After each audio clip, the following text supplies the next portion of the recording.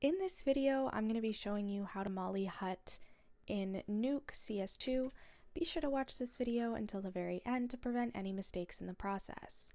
So you're going to begin in heaven, and you can either go up this staircase or this ladder, and you're going to go into this corner as much into it as you can, and you're going to turn around and aim kind of where this corner meets the wall and to the left a little bit. If you see the notch, that's where you're going to aim.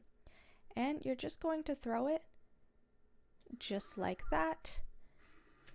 And as you can see, if you go and check it out, it is the perfect way.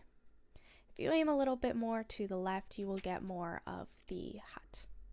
And that's all there is to it. Be sure to leave a like, comment, and subscribe to the channel. Thanks for watching. See you in the next video.